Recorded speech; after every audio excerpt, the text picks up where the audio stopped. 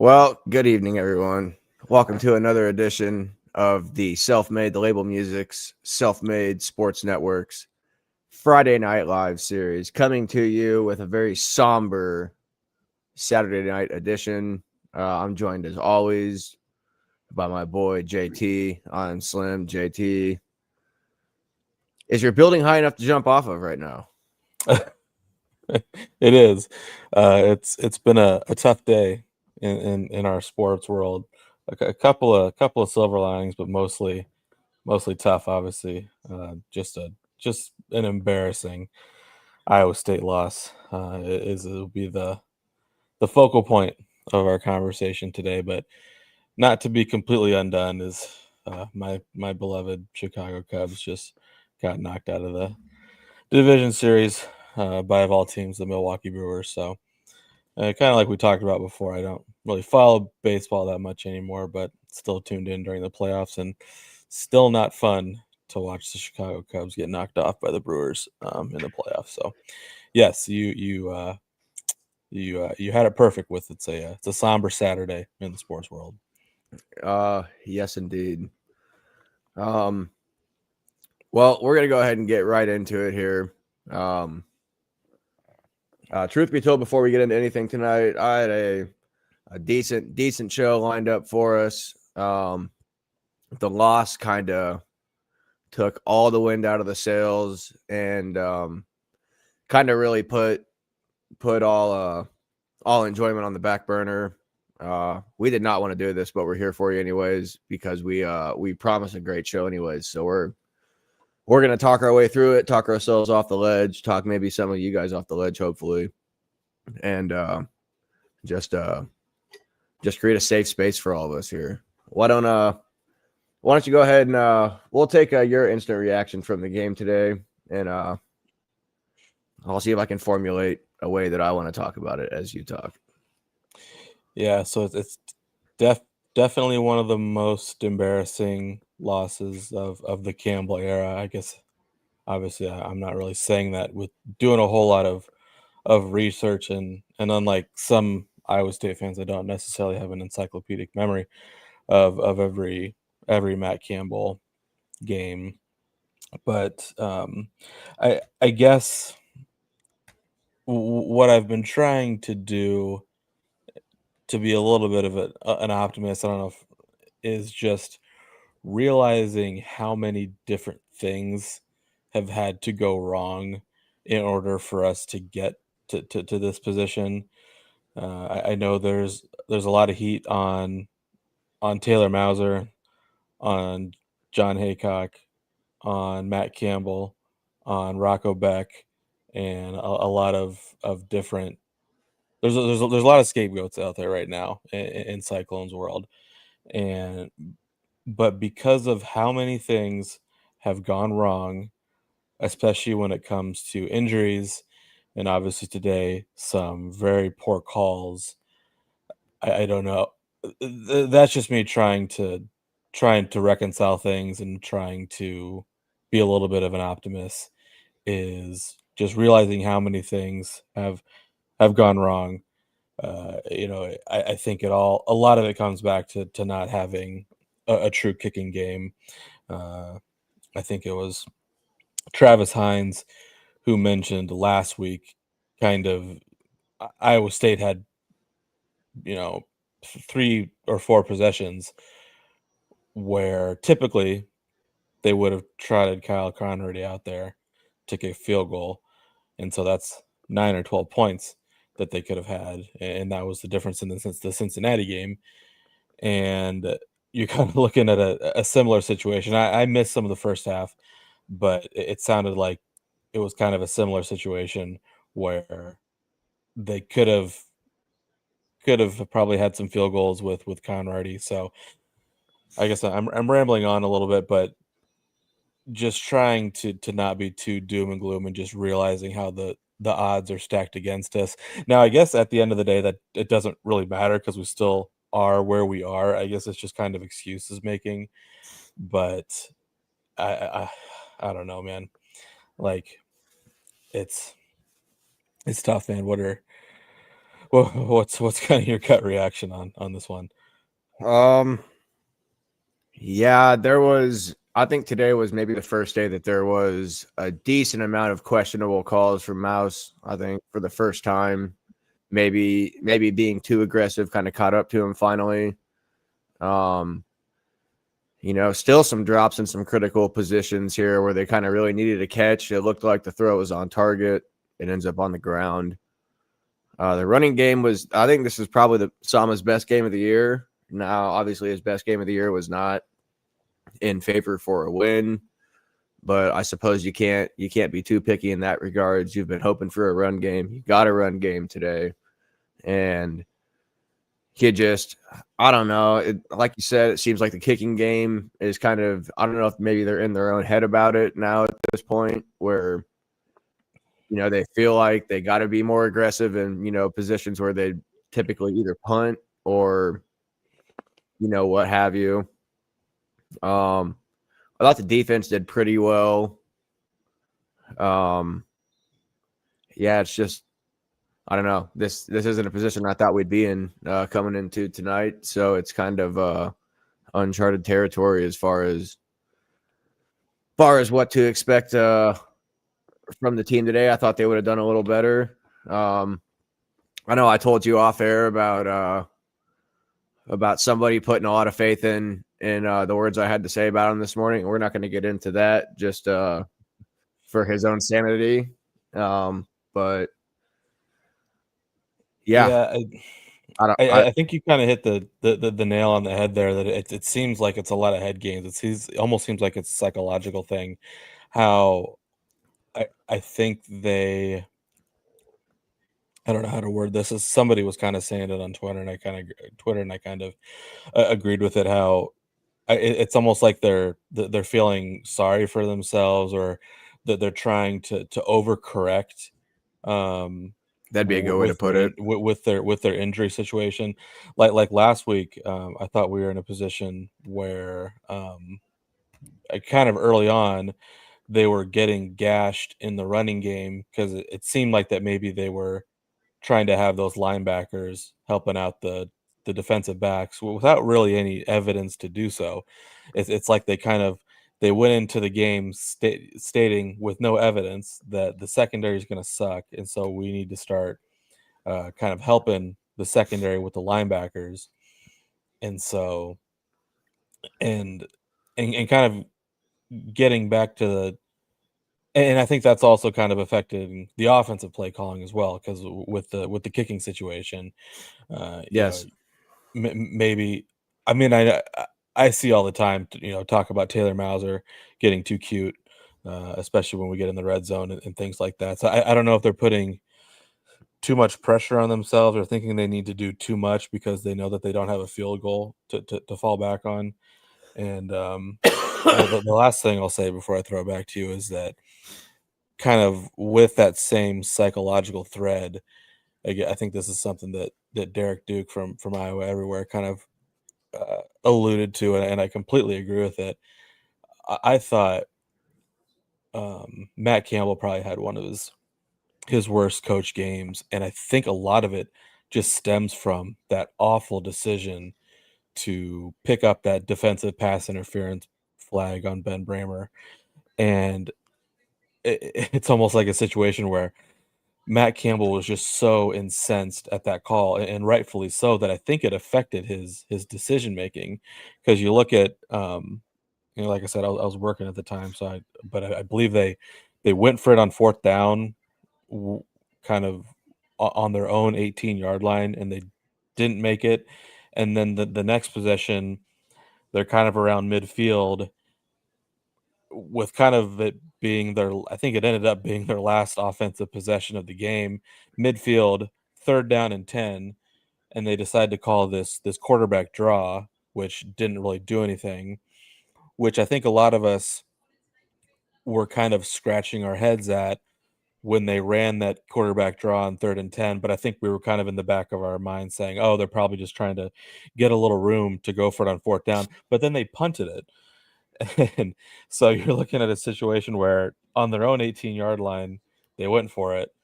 But as you started to get into plus territory, they decided to punt away a chance at getting the ball. So I don't know. I feel like that Matt Campbell lost his composure a little bit. It kind of lost his decision making, and I think he kind of said as much. Kind of in the post game, he kind of pretty much put the blame on all the coaches. They lost their discipline. So there's going to be a lot of soul searching in Ames this next week. Fortunately, we're looking at another bye week. I think Conrady's going to be healthy after the bye. So I guess I can't claim to know all the immediate like tiebreaker situations with the Big 12 to know if Iowa State has anything left to play for when it comes to the Big 12. Obviously, it's one of the downsides of having these huge conferences is that a two-loss team, it just becomes really costly because your tiebreakers don't look very good. So, yeah, I guess that just brings me back to my thread of it's just a psychological disaster on that coaching staff right now. There's something not right. They're in their own heads. Yeah, I don't know, man. Yeah, I think I really think that you're kind of on the nail too, as far as the coaches kind of outcoached themselves almost. Just I thought throughout the game there was uncharacteristic play calls where they were too aggressive in points where they didn't really need to be super aggressive, and then chance plays where they had the chance to kind of maybe soften things up, they were not aggressive enough. And it just seemed like they were just continued to misfire, whether it be, one minor adjustment away on a couple big plays or, just, maybe Rocco was seeing something a little different on the field than what the coaches were seeing up top. I don't know. Maybe Colorado played a hell of a defensive game today, and it's just really not showing up. I'm looking at the stats right now here. I mean, they put up 441 total yards of offense. So it wasn't like they couldn't move the ball. It just a couple games ago there was kind of an alarm being raised that they're just not getting the ball in the end zone when they need to.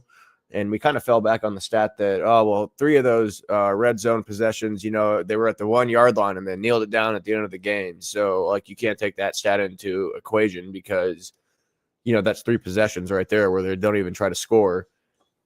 Well, now you're kind of in a situation where you've had 2 games in a row where you've kind of needed to get the ball in the end zone, in the red zone, and you're just not getting it there. And albeit you don't really have a kicker that you can trust, although he did make a field goal today, for what it's worth. So I don't want to take that away from him, but no, I think that was important for him to get one. To get another one on the board. I mean, I think it was like a 39, 38-yard field goal. But, I mean, at some point, you need to trust the guy to be able to make a 40, 45-yard field goal. And yeah, exactly. Yeah. I mean, 2 for 12 on third down.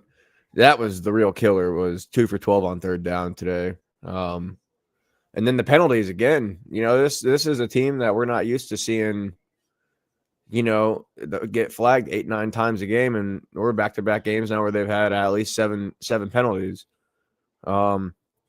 Just the little uncharacteristic stuff that Campbell has hung his hat on for the last 10 years. And we actually made a joke about it earlier this year around the Iowa game that winning in the margins is why you're suddenly winning now.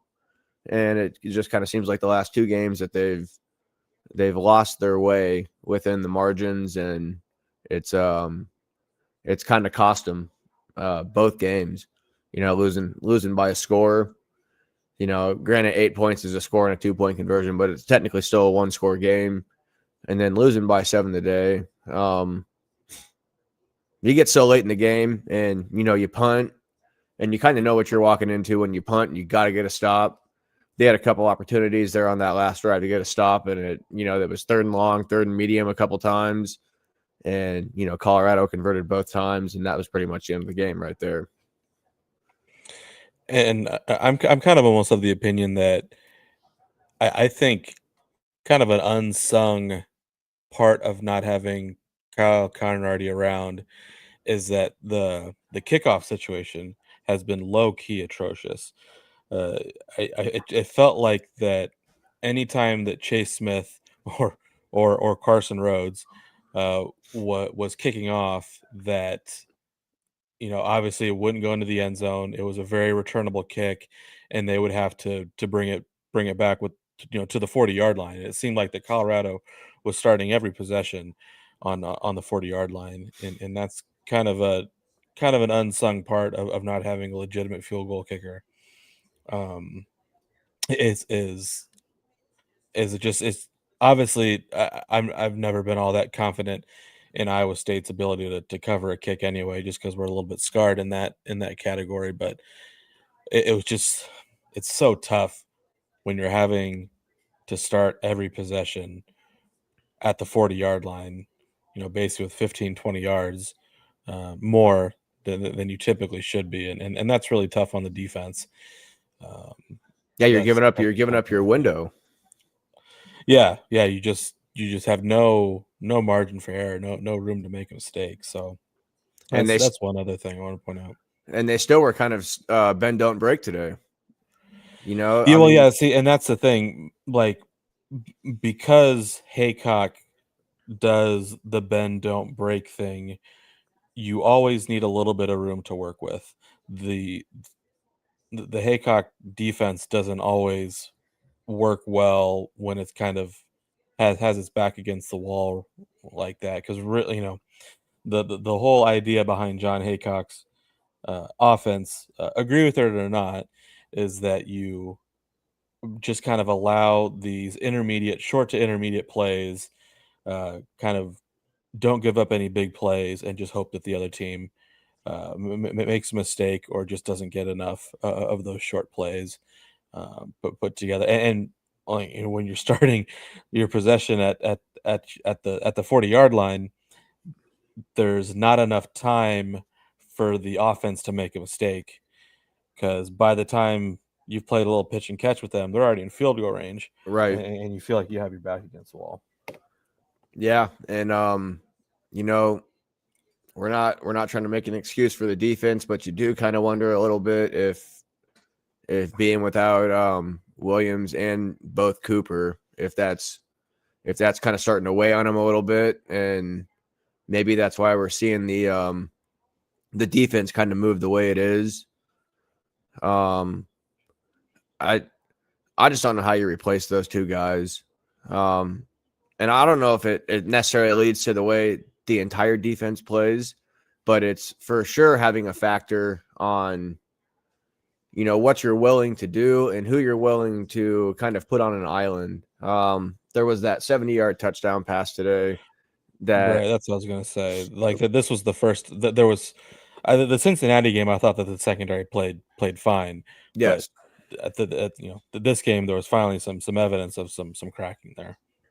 And obviously you get film on these guys and you can kind of figure out a way to break them down a little bit. They could be limited on the types of packages and disguises they can throw at these guys right now. Cooper and Williams are both probably fringe NFL guys at this point, so you're kind of playing with house money on the coverages and disguises and the looks that you can throw at teams, just because those two guys are so versatile and they bring so much that if you put those two guys on one side of the field, you can almost shut that side of the field down. So you can get kind of really complicated with how you set them up, and obviously with the newer guys, you can't really do that. You got to kind of have some sort of training wheel or barrier on them, so you can kind of keep them in the pocket at the same time, but you just don't know if they're kind of giving up too much to lose that disguise, or I don't know. I'm kind of at a loss for words as to how to describe everything. Yeah, and kind of like I was mentioning, obviously when you have Williams and Cooper out there, that they better know their assignments. They better know what they need to do when they're out there, and that's what happened on that 70-yard touchdown. Obviously, I don't know what defense that they were supposed to be in, but obviously it was a situation where I think it was Quentin Taylor and Jamison Patton. Basically, they each thought the other guy was going to get the deep zone. Yes. and Yep. both of them ended up running that shallow zone, and the running back just ran right by them. Now, obviously, I'm not savvy enough on the defensive side of things to know who was actually supposed to have that. I'm guessing it was probably Taylor, just because he was not out there as much. He was probably more likely to make that mistake.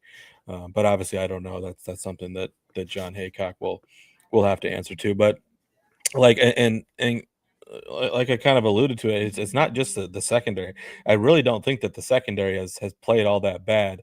No, they haven't. They really haven't. We've talked a lot about how the defensive line isn't getting any push. That kind of goes back to the 3-3-5. I guess one kind of low key issue that the Cyclones have had that isn't getting a whole lot of attention because there's not any injury issues, but I feel like the Cyclones linebackers have been awful.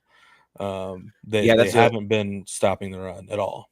Yeah, that's a group you really need to step up and that was what they kind of hung their hat on last year. Is last year could have been so much better if they had those guys. And now that you do have those guys and you're kind of having, another positional group go down with the DBs, is you would think that those guys that you claimed last year that you really needed to be able to make a run, you have those guys this year, and seems they've fallen short a couple times now. And everyone else picked up the slack as they went down last year. Now I get it. Everyone has injuries, and injuries are a part of the game. But if you're gonna be a, kind of an up and comer like the Clones are trying to be, you gotta be able to weather the storm as far as injuries go.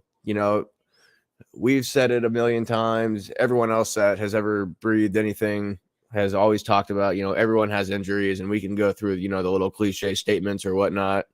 But, it's a product of seeing it getting done on the field. You can only talk about it so much before it just becomes kind of in one ear, out the other. And those guys kind of just really aren't holding down the boat like you kind of need them to right now. Yeah, no, you're exactly right. And yeah, I mean, it just kind of it just kind of sucks that I just feel like the coaching staff is just saying the exact same thing that they did last game. It's an issue that the Packers have sometime, is that you're kind of something that's more common these days is that coaches seem to be more upfront with taking accountability and saying, what the issues were. And because you see it, last week, Matt Campbell was blaming the loss on the coaching staff, that they need to be better. I need to be better. And he's basically saying the same thing this week. And I know, Matt LaFleur does the same thing, is that he talks about, I need to call plays better. I need to be better. And they take all the accountability in the world, but then they come out the next week and it's the and same thing over and over again. Yeah, lay another egg, And so that's when the talk is cheap thing kind of starts to frustrate fans. So yeah, I don't know what's going on there. I know, I guess one thing that I don't quite subscribe to, I know that Cyclone fans have always had issues with the strength and conditioning, and if we're conditioning the guys enough, or are we, at some point, it felt like that the strength and conditioning coaches were not going hard enough, and maybe they're going too hard on them now. I guess I don't really know how all that stuff works. So maybe that's something that Matt Campbell looks at again. I feel like he's gone through strength and conditioning coaches like crazy. So I don't know if that's truly an issue or not. If Matt Campbell would fire Reed Kagi this year and find another guy, but yeah, I don't know. I don't know. There's not really a strength and conditioning program you can put together that's going to save ACLs. Exactly. And the Conradi thing, it kind of is what it is. You almost wonder. So he's actually what is it? Kinesiology? Is that how you say it? Yes, more or Yeah, less kinesiology. yeah. So Yeah. he's a kinesiology major, which is funny because it's all about muscles and how basically how the body works. So you think that of all people, he would know, what to look for, and what to maybe be on the lookout for, as far as like a groin injury goes. But sometimes straight up shit just happens, Yeah. and you know there's only a so much shit can happen factor that you can take as a fan before you like we're doing what we're doing right now and questioning excuse me, just what's going on. And um I think it's a whole plethora of things that's kind of going wrong right now. It reminds me eerily of the basketball season last year. You start out with high expectations, they start to kind of really grow. You have one bad loss, and then you kind of have a real heartbreaker. And I mean, let's all be real here, guys. A playoff spot is always a dream. It's obviously it's the major goal. A Big 12 championship is a major goal. Um, but let's try and kind of refocus here and remember that the sky isn't falling. At the end of the day, they're still 5-2. They could very easily win their last 5 games and finish 2-2, 10-2 in the regular season, and then go win a bowl game somewhere. Now, is that what we wanted? Um, kind of as the steam built over the last 2 months.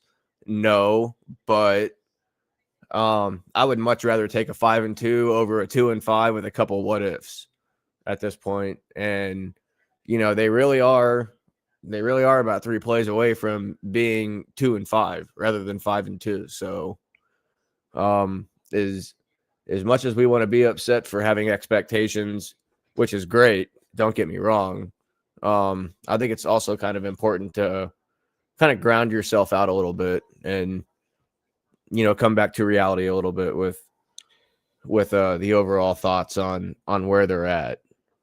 Yeah, and I think it's a fair point because you're not wrong, but I think what Cyclone fans then go to is worrying if we've peaked.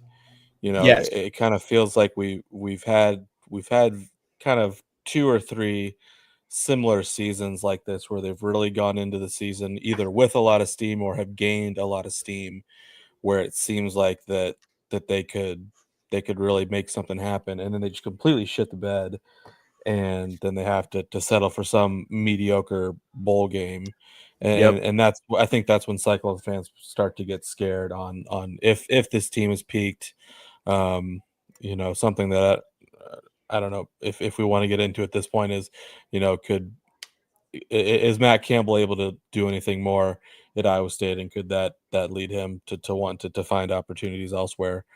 um so I think you're not wrong, and it's kind of the it's just kind of the tough nature of college football, where there's only so many of those playoff spots. I mean, just off the top of my head, the ratio of playoff spots to teams probably has to be at its lowest in college football. I would guess, just kind of comparing it to any sport. Now, obviously, as they continue to add playoff spots, potentially that could change a little bit, but it's just kind of a tough pill to swallow for these power four teams like Iowa State, who just haven't been able to break through, where you just have these handful of teams that compete at the elite level, and then basically all the other hundreds Yep. of college football teams are essentially competing for the same thing, which is just to win some A cheap semblance bowl of game. relevancy. Yeah, a semblance of relevancy. So I think that's so you're not wrong that, like, the sky is not falling. We would kill for this season 10, 15 years ago, but then it just kind of sets in of how there's no margin for error in this game. Yeah, you kind of just alluded to it a little bit. I really wanted to get your thoughts on that. What do as far as Campbell's future, looks. And I know that if we're saying that, there's probably hundreds of tens of people that don't watch this that are, getting ready to jump off the bridge, thinking about, what another coaching search could potentially look like if Campbell were to leave.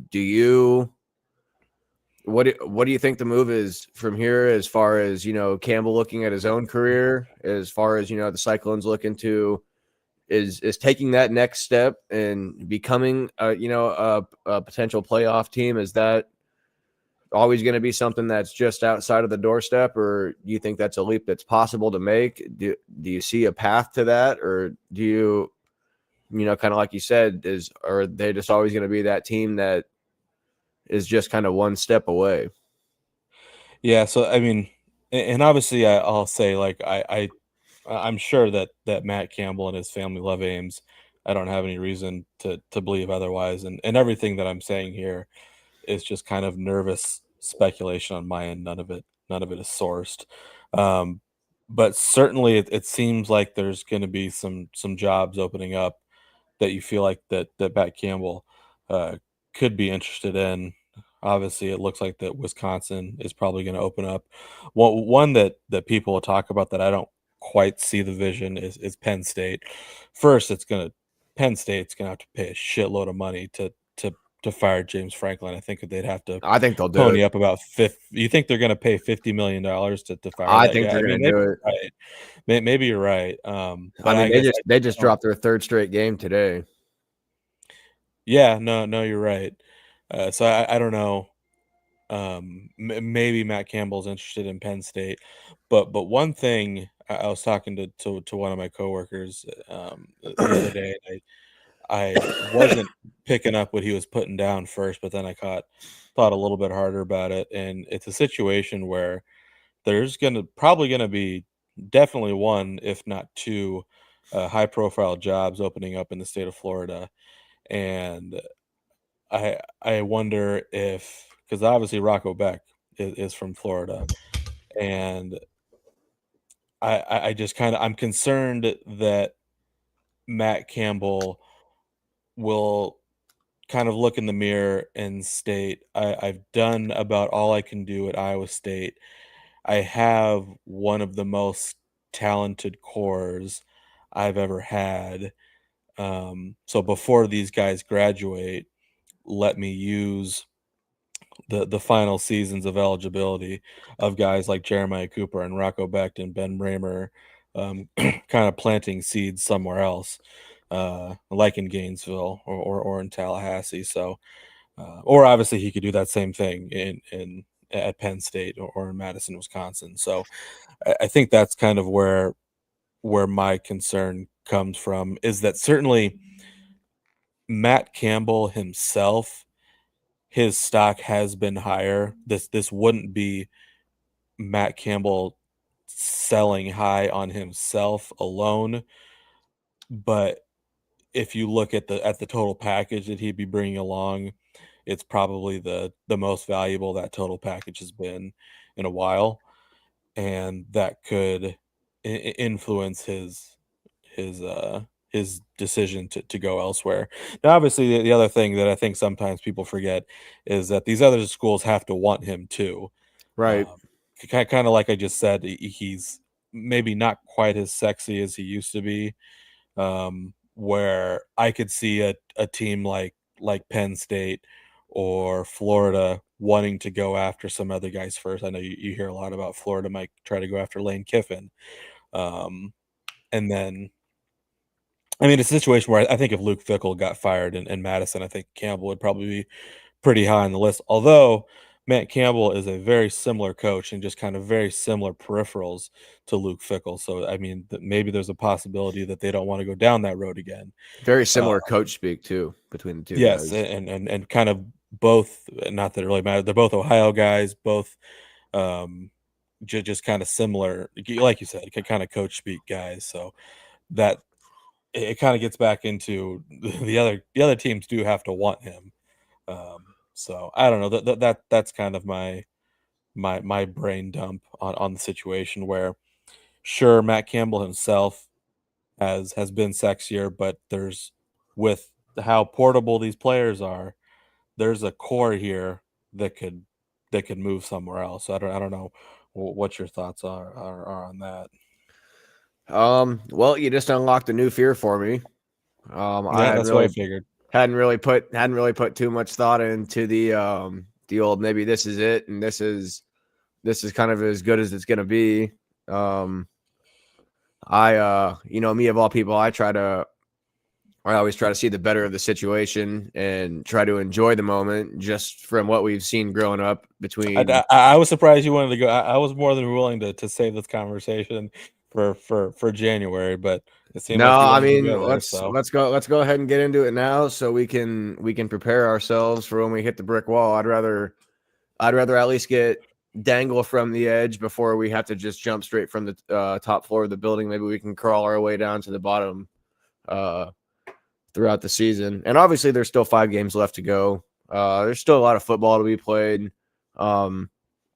I remember they lost those 2 games back to back last year, and yeah, it just seemed like the entire world was ending. they have the past couple seasons. Yep, and I really felt like last year after they lost those 2 games, I was done watching them for the year.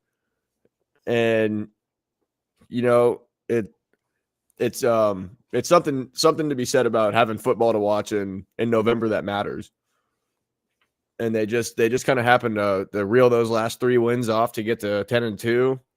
They had a couple breaks fall their way in the conference, and then they obviously got really lucky with some tiebreakers to be able to get down there to Dallas. I don't foresee it being the same way this year. I just think that there's too many teams. I think Tech is going to run away with the league. I don't even think it matters whoever goes to Dallas meets Texas Tech, and Texas Tech just kicks the balls off of them. Yeah. I don't know what the final score. No, you're right. There's plenty of opportunity. I don't know what the final score to that Texas Tech game was tonight. The last time I looked, they were up 35-17 with like 13 minutes to go in the fourth quarter. Maybe the glass half full is you don't want to get back to Dallas this year and face that Tech team just to potentially 42-17. Yep. So they covered again. Shout out C-Dub, Chris Williams from Iowa Everywhere and Cyclone Fanatic. He's if he would have put $1,000 on every Tech line this year, he'd be a millionaire right now. But I just, it's hard to look at it the way I'm talking about it right now. But do you really want to go 11-1, 10-2, 12-0? With riding all this momentum and this emotional high to get down there to Dallas again to play a team like Texas Tech and potentially lose 42-14. Would that make you feel like the season was as successful, or would it feel like more of a disappointment if they were to reach that milestone? Now, granted, we don't want to be 5-2 through 7 weeks or 8 weeks, whatever we're at this point.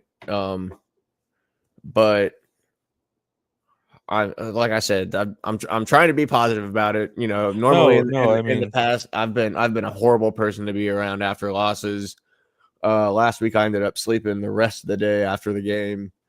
I was just so disgusted with everything. I definitely took a fat ass nap after the game today to kind of gather some thoughts and kind of let some of the demons go. But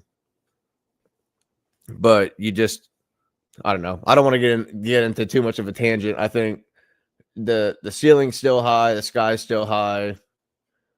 There's plenty of opportunity. Like you've got a bye week this week where horrible. Hopefully you can do some soul searching, getting healthy, kind of figuring out what you are, figuring out what's going wrong, and then you have 2 huge games at Jack Trice Stadium, 2 get right games where you could get the season back on track, kind of leave the door open for maybe some of the chips to fall your way again this year. Yeah, like you said, it probably won't happen, but you could, you got I think the first one is against BYU. BYU is probably still going to be ranked, although BYU's losing to Arizona right now.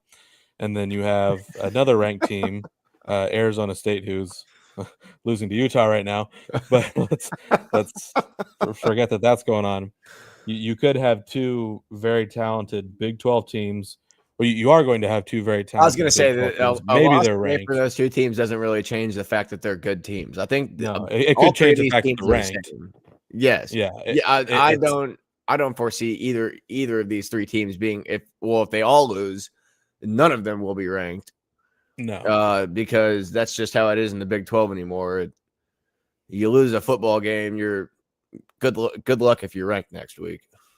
So, but no, you're right. It's just, but you've got two huge get right games at Jack Trice Stadium. Must I win. don't know what this. Must Yeah, wins. yeah, must wins. Yeah, basically to kind of keep your hopes alive, and then I think after that they go to Dallas to play TCU, then home against Kansas, and then finally what should be a pretty easy game. Well, I probably shouldn't have said that against Oklahoma State. It'll be a not complicated game. In my line of work, we don't say the E word. We say it looks not complicated. Yeah.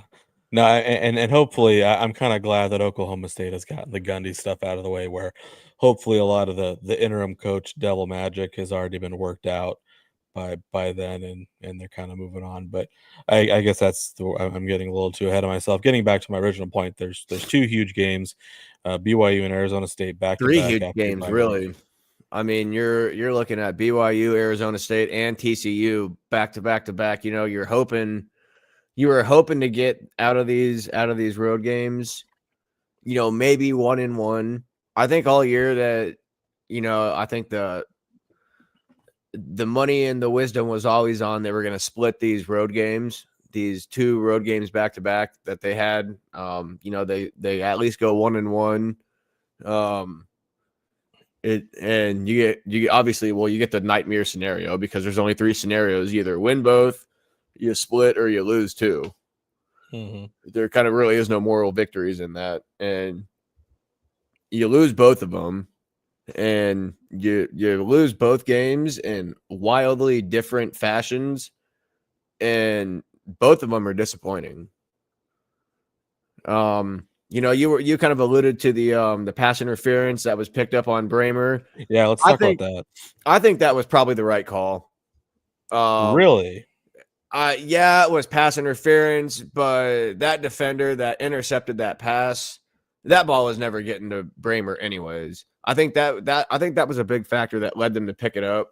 There was some contact. It still should have been defensive holding, though. I mean, yeah, you could. I don't know. That's the thing. I guess I don't. That's what I was kind of asking others, and I haven't gotten an answer on that. Because obviously, as a lot of football fans know, the catchability of a pass really factors in when it comes to whether or not that defensive pass interference is going to get called. So, if somebody from the Big 12 office were to tell me, yes, this ball ended up getting intercepted 5 yards ahead of where the foul occurred, that technically I think makes 5 it is an generous. I think uncatchable it was ball. about 7. Yeah, I don't know, whatever it is, and that's what made it not defensive pass interference. That's fine. But at the same time, it's an illegal contact. I don't know how you point. can't. Yeah, I don't know how you don't call that. Illegal contact, defensive holding, whatever you want to call it. Because when it comes to those two fouls, the catchability of the ball doesn't matter. I mean, we see it all the time where, you know, there's the play goes to the right side of the field, but because the cornerback way on the other side of the field tugged on the wide receiver a little too hard, right? Yeah, gets thrown, that's fair. and so it has nothing to do with it. So sure, if you don't technically want to call it pass interference, that's one thing, but I don't know how it wasn't something else. It just completely blows my mind. Yeah, I'd have to go back and look at a couple more replays. It almost kind of looked like it was in tune. The pass was picked off almost simultaneously as he was kind of pulled to the ground. And I guess I don't know. That's such a tough spot, and you're only going to win so many times if you put. I mean, at that point, you're kind of putting the game in the ref's hands. And you know, one thing we've heard from Campbell over the years is you don't want to put the game in someone else's hands that's outside of your control.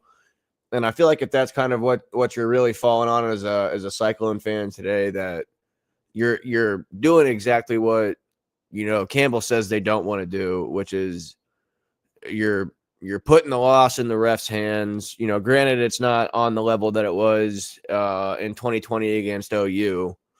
You know, kind of a couple phantom calls early in that game, and then late in that game that kind of took them out of it with the targeting, and then you know, a couple late penalties that we think should have been called. You know, that you know was at that time we kind of felt like was, you know, just how Iowa State football went. But, you know, if you're going to take the next step as, you know, a good program, you have to get out of the mindset of you're just always being screwed over by someone, like by an outside source. And, you know, granted, if Rocco even sails that ball a yard or two ahead of that defender, I think if it goes over that defender, I think they probably call it all day. I think it's probably definitely pass interference. But the fact that it was picked off so far ahead of where the contact was, it came either just as the ball was picked or slightly after. Like I said, I'd have to go back and look at it again to be able to give you my, you know, my full feeling on it. But I just don't think you can really put that on the refs, because you should have never been in that situation in the first place. Yeah, I don't know, and that's where I know people like to say that, but I don't really subscribe to that. I mean, the refs are there; the refs have a job. You know, it kind of gets into in the NBA, or I guess in basketball in general. You know, that they talk about how the officials should, you know, let the players play. You know, when it comes like the last possession of Right. the game, Yep. I think it's. I know it's very kind of a machismo thing to say that you don't want to let the refs decide the game, but with the razor sharp margins that you're playing with, you know, sometimes you have to rely on the refs to accurately do their job. So I And don't this is know. true. This is true as well. This is true as well. Yeah, so I feel like it's okay to say that, to say yeah. I don't know, but yeah, it's baffling. I'm sure we'll get something from the league office. Certainly, Iowa State University is no stranger to receiving apology letters from the Big 12 conference. Uh, That means absolutely. Usually, I feel like we've gotten more of those in the basketball They context. have a wall, don't they? They have a wall Yeah, that they might as they well. put. Yeah, they probably do. I'm pretty sure in Hilton they have a wall where they put up the apology letters or something like that from the Big 12 from games they've lost. That's how petty we are out here. So don't you forget it. Yeah. Yeah, so I don't know. So I guess we've Uh, almost spent about a full hour on that game. I don't know if there's anything else that I just have a few other bits and pieces that we can fill the next 10 minutes with. But yeah, did well, you have anything else on the game? no, no, I think we should probably move on. We're just gonna end up sitting in our own stew at this point and boiling ourselves in the pot. I think we've done that enough for the last 50 minutes.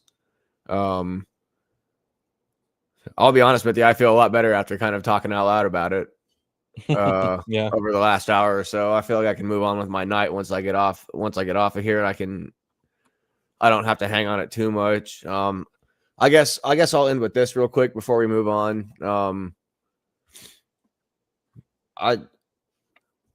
I get that we're all disappointed with the loss, and you know we wanted to see better things, but I think it's important to keep in mind that 5 years ago, better things seemed like something that we could never possibly imagine seeing. You know, obviously no moral victories. God, we're gonna get into the coach speak section here of the program. No moral victories. But it's once again, you know, it's nice to have meaningful football in the middle of October and not having to do the math to figure out how you're going to get to 6 wins or how you're going to get to bowl eligibility. Granted, a bowl game, God forbid they go play in the fucking Liberty Bowl again Yeah, see, that's the thing, against is like Memphis a is different bowl. Oh, jeez, a different bowl, please. Like just something different. yeah. But I mean, let's say they go 3-2 in these last 5 games. I mean, they're still 8-4 with a chance to go 9-4 on the season. If you tell me 9-4 is an unsuccessful season, even 4 years ago, you know, I'd be willing to slap you in the face for saying something like that. So let's not get too ahead of ourselves. Um, I, let's just take a step off the ledge, and you got a good opportunity here in 2 weeks against BYU. Like you said, you're at home. You got 2 straight home games coming up against good opponents. Go out there and prove what you can do. And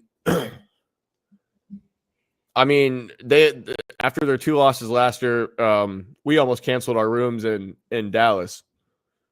At that point, because we figured they were completely out of it. There was no chance, and they somehow got a backdoor swing into the conference championship game. So I wouldn't say it's out of the picture, but I don't think that's the whole picture anymore. I think the playoffs are definitely a stretch of the imagination at this point. I'd say finish the season, have fun. 4-2, 3-3. I think to finish out the season would be a successful season in my book. 3-3 might be a stretch as far as underachieving, but those 3 losses, I would, you're looking at a loss at home, probably a loss at TCU, and then maybe a loss in the bowl game. 8-5 still isn't horrible. Obviously, it's not what we wanted, but I mean, they could be 5-7 or 4-8. So take your pick. Yeah, I don't know. Well, we'll probably just leave that there. I guess before we move on to talk a little bit of college basketball, shout out to my Drake Bulldogs football team. They had a nice win, a 55-yard field goal as time expired. Really? Yeah, against San Diego. Everyone give a round. Yeah. Oh, hey, how about that? Yeah, so I think it's kind of funny that it always seems like that Drake has a better kicking situation than Iowa State does. So my God, it always kind of blows my mind. So just wanted to say that really good win for Joe Woodley and the Bulldogs. Was that a home game or was that on the road? That was at San Diego. Look at that! The Drake Bulldogs marching into San Diego and stealing a win. Yeah, that's a team that Drake has haunted the past few years. They've beat San Diego at the final second the past 3 years, 2 of which were on a long field goal, and then obviously there was one Hail Mary last year. So good win for the Bulldogs, but that's not what I wanted to talk about. I thought there was some interesting college basketball results today.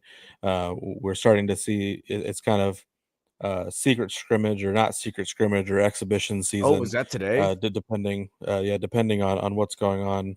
Obviously, first, I'll keeping it on the Drake Bulldogs front. Drake went down to Wichita, yes, and played an old conference rival, the Wichita Shockers, in an open exhibition. And obviously, the way that they do those exhibitions, it's kind of structured, kind of strange. But if you tally all the points together, Drake did beat Wichita State.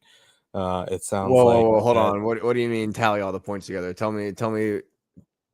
Well, it's a situation where basically they play like 3 or 4 mini scrimmages.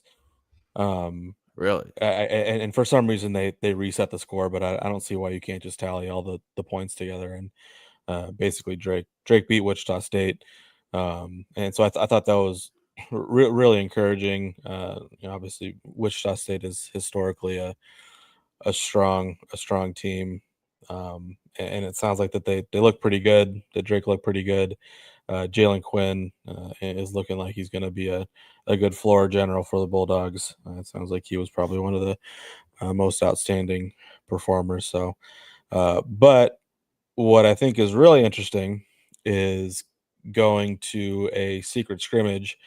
Is it sounds like, if the reports are to be believed, the University of Iowa lost to St. Louis University in their secret scrimmage.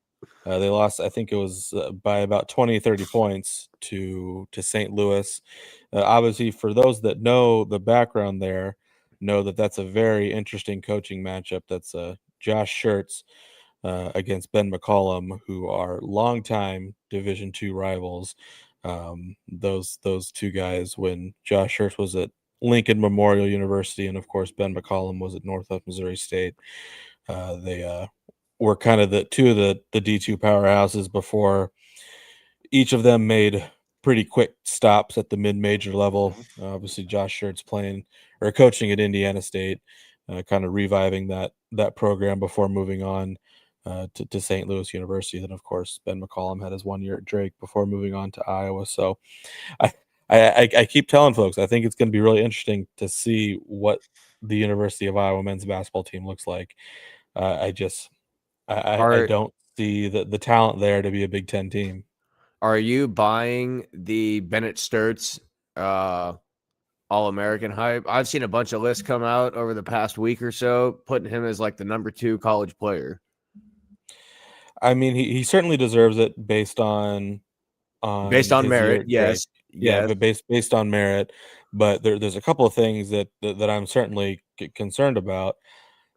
Obviously, it'll be interesting to see if he continues to be the Iron Man that he was at Drake Yes. and even at Northwest Missouri Yes. State.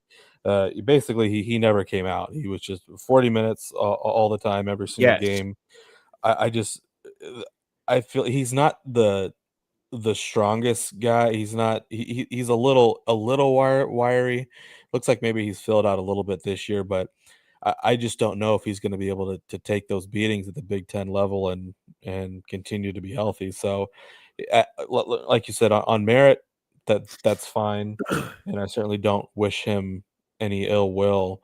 But I just think there's a chance that he could get beaten to hell uh, in the Big Ten, especially because I feel like he's going to be relied upon more uh, Absolutely. at Iowa than he was at Drake last year, which some people might disagree with, and maybe it's a bit of a hot take, but I just feel like that McCollum's really gonna cling to this guy and have Well, him they're calling him a lottery run his pick. offense. They're saying he's a lottery pick in the NBA. And Yeah, he had the opportunity, but he decided not to go for it, which I thought was kind of crazy. I thought was kind of disappointing. But yeah, it's interesting to see how that's gonna shake out. yeah, I'm here to tell you I don't think 40 minutes in a Power 4 conference is the same as 40 minutes in, a place like Drake. No, definitely not. And I really think that he thrived last year in the situation he was in. And I'm certainly not wishing any ill will on McCollum and the Hawks. I know you got your 15 voodoo dolls sitting out there made up of Well, all at the least not guys like when that it had comes to transferred. injury. Obviously, I hope that they play terribly Oh, and lose right, all the right, time. I don't want right, anybody to get injured or right. anything like that. But I mean, I hate to become the state homer, but it's good. It's good for the state when both Iowa and Iowa State are good at something. It it brings more eyes to the state. It brings more exposure to it. We can get into the exposure deal here in a minute as we kind of try and close out the hour. Look at that! Hey, look at that! We filled almost an hour worth of bullshit talking here, and Yeah. hopefully talking at least one person off the suicide hotline tonight. But I just don't know. That was my biggest concern is he was taking everyone with him from Drake. Look, dude, I know you went from Northwest Missouri State to Drake, which is a huge jump. I don't think you can take that same group of guys and make another jump and expect to be nearly as successful. And it's not even the same group of guys. I mean, the guys that McCollum brought from Northwest Missouri State to Drake were his starting five, Yeah, guys that had been together for 3, 4, 5 years, who won championships at the D2 level, while the guys that are going from Drake to Iowa, if we kind of go one by one, obviously you have Bennett Sturts, can't really say much there. right. You got Cale Combs, the transfer from Wyoming, didn't really even play that much the first half of the season.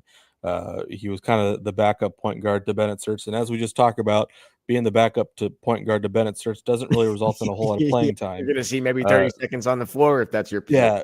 yeah, and so he did get a little bit of time later in the season as in kind of the off guard position, and he's a decent player he did a good job probing the lane and floaters and things like that. So that's one guy, who was a bench player for Drake. Then you've got Cam Manyow, Drake's starting five.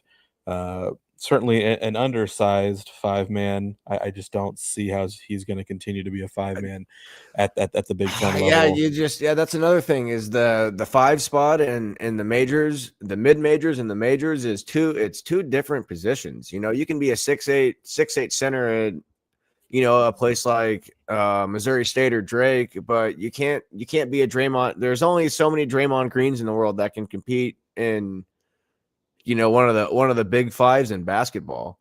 And you're a great example of it would be looking at Iowa State's roster. I mean, your 5-man, if he's 6'8", undersized and scrappy, yeah, that's great. But I mean, what can you really expect out of him? I mean, you're not going to get, if he can't stretch the floor, you're not going to get more than 8 points a game. I mean, you're hoping for what, maybe 5 or 6 rebounds, and then God forbid he has to play. I mean, there's a guy that's playing at Purdue that we all thought was going to be an Ames named Oscar Clough. What are you going to do against him? You know, you can't be No, yeah, 6'8". you're right. You can't be 6'8" at that size, and you know, expect to go bang bodies in the paint with someone like that. Like he's going to dog walk you. So And it's if you're going to be 6'8", you better be able to shoot and handle the ball, which neither of which is something that Cam Manyow can do. So I don't know what his role is going to look like at Iowa. And then, of course, just to kind of round out who was brought from Drake, you have Isaiah Howard, the sophomore, absolute athletic specimen, can jump out of the gym. I think at some point he could develop into a Big Ten caliber guard. And then you have Tavion Banks, another athletic specimen.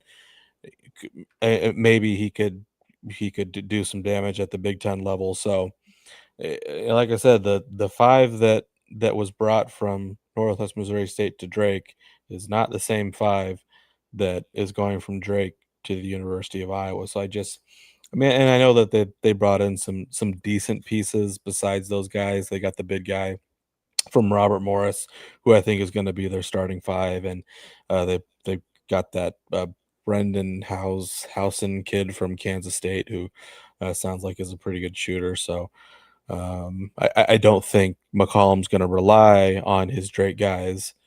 Like he's not going to rely on his Northwest Missouri State guys like he did at Drake. But yeah, it's just there's a lot of hype because listen, but Ben McCollum's a hell of a coach.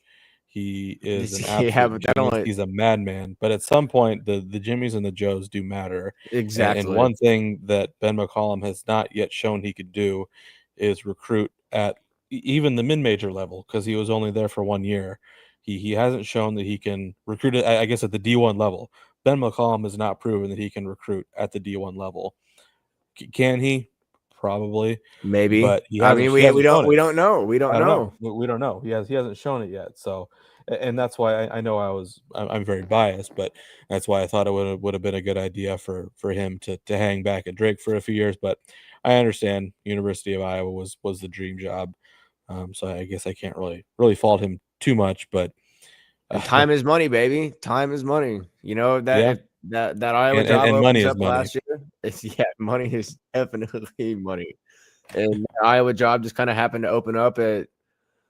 I mean, if he waits a year, let's say he stays at Drake one more year, and man, I don't like doing this because this reminds me of, you know, kind of timing out Hoiberg back in the day at Iowa State before he went to the Bulls eventually.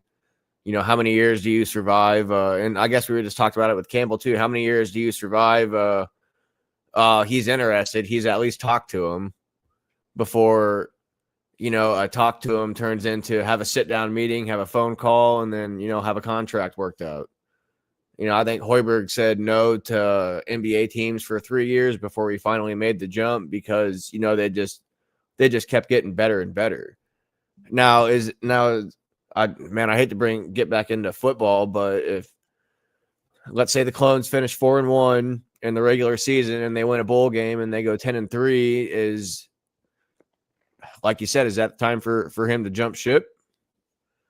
You know, I don't know if he would ever. I don't know if he'd ever do it, but I mean, at that point, you're looking at going 21-6 in 2 years at a place that had never seen 10 wins, and you go back to back 10-win seasons. The money situation's up in the air right now at Iowa State. Jamie Pollard seems to love to put out conflicting statements every other week, whether or not they're broke or they're swimming in monies like Scrooge McDuck.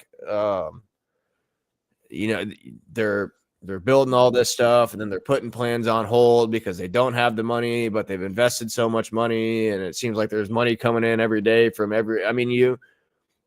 with people with their ear on the ground, it sounds like there's guys, throwing money hand over fist into the program right now. So you kind of wonder how can you have a dollar shortfall with everything they're trying to do. And I don't know, the books are too big for me to bounce. You might be a little better than at that than I would, but that's a conversation for another day. But I just, at what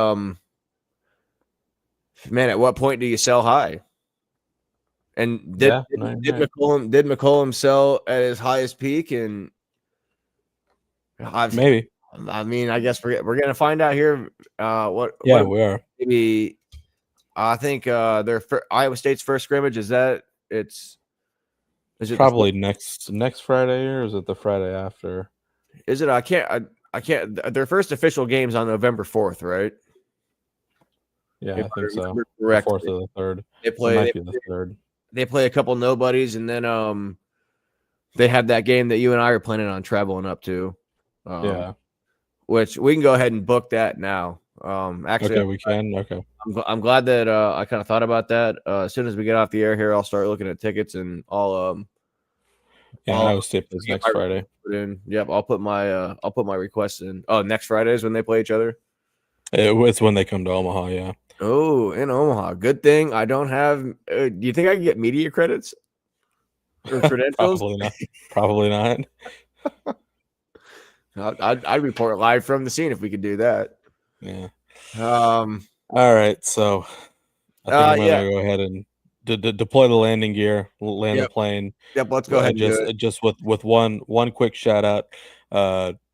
Not that this man needs any free promotion, but our good friend Chris Williams released the pre-order link for his book. I think you and I both pre-ordered the same amount of books for the same purpose. So looking forward to that. So we'll go ahead and shout out to Chris, and certainly I would encourage anyone to go buy his book, pre-order his book. It's less than $30 a pop. So we'll check that out. But yeah, let's land this plane and take it away.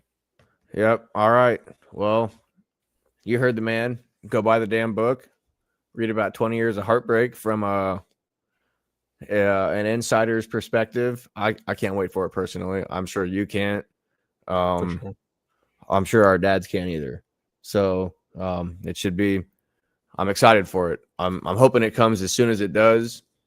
Hopefully before the end of the month.